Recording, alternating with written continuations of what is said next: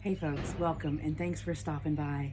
I am so excited today. I'm finally going to get in the garden.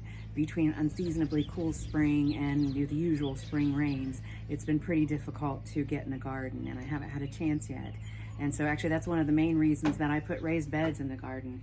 That area sits really, really low and tends to flood this time of year, keeping me from planting. And so putting in raised beds years ago lifted those up just a little bit so they would drain enough so that I could get the garden planted in a meaningful time frame. And so anyway, I'm going to be planting some brassicas today. I've got a nice big flat of kale, and then I've got beautiful batch of lettuce going.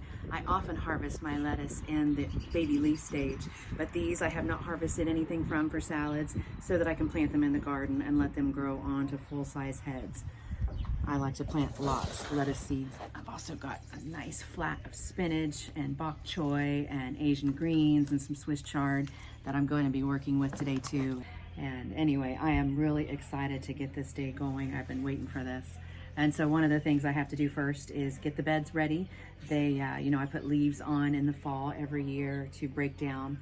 Leaf mulch is a great source of organic material for the garden, making the soil even better year after year after year. And so I've got to do a little bit of prep work there. And then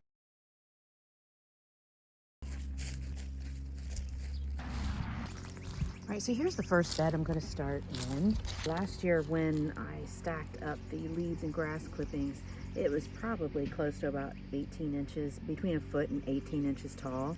And so you can see how much it's actually broken down towards the soil. The soil's right about down to here. You can see it's broken down a lot more. And so what I usually do is just mix in a little bit with the top surface of the soil. I don't work the soil too much, and that way it maintains good structure and lets the microbes keep on about their business. And then I will leave a lot to act as mulch. And so I usually just sort of pull them aside and then I'll put my plant right down in there. But I like to just lightly aerate everything before I get started. So essentially I just take my little garden tool here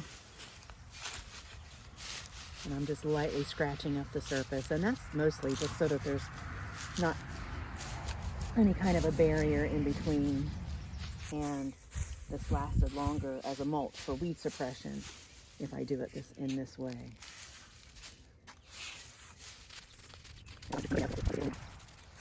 You see, just so that you can see the soil down below, how nice it is. Just pull some.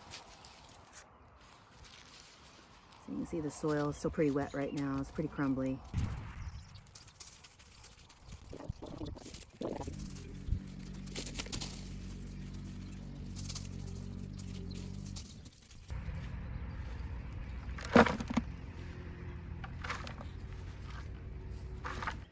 And so we'll put a little handful into each planting hole along with some fertilizer, and good to go. All right, so what I like to do is just move the mulch aside. Pretty simple. Dig a hole the size of the root ball of the lettuce I'm going to plant. Slightly deeper. And then I will add some compost. So I just put a little bit of that down in there. And then I'll put the lettuce. Cover the root ball.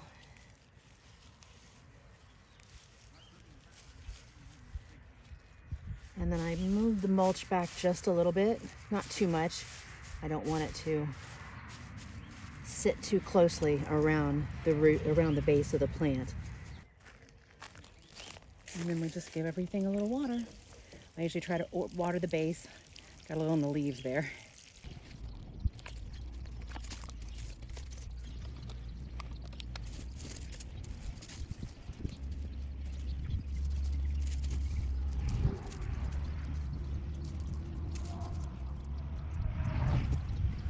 So again, I'm just moving the mulch to the side. Dig a hole and remove that. Handful of compost. Put that right. Be careful not to disturb the roots too much. So I'll put that there, soil around it. Make sure to press everything down. We don't want any air pockets. All right, and that's it. So for the middle row, I like to stagger them in between each of these, giving them a little bit more room to grow without taking up too much more space. It seems to maximize the space a little bit better.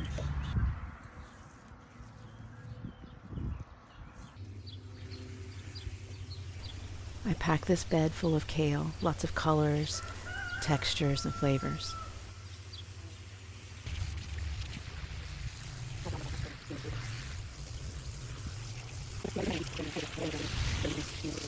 Give the lettuce another deep watering as well.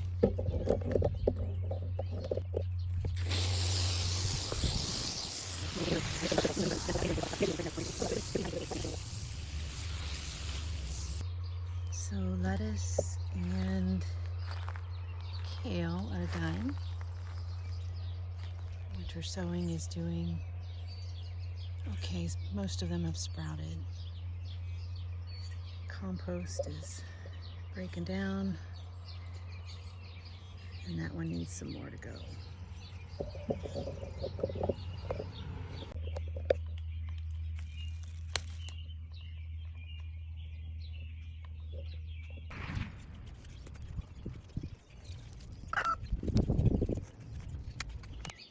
So in each of these cells, I have anywhere from 1 to 3 or 4 little seedlings in each one. And so as long as they're watered really well, you can just gently tease them apart.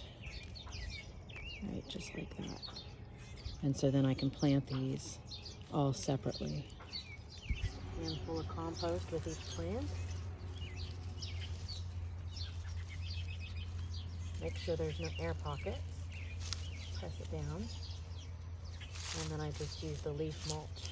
And so that helps to conserve moisture. It helps weed suppression as well. So I like to saturate the soil and the leaf mulch all around the plant. Gives them a really good start. Helps get them seeded into the ground pretty good. It also helps to make sure that there's no air pockets.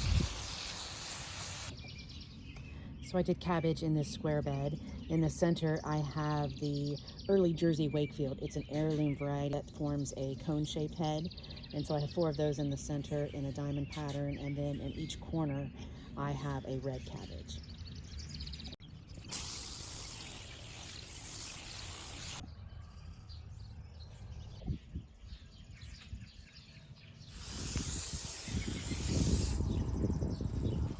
Broccoli. Rainbow chard.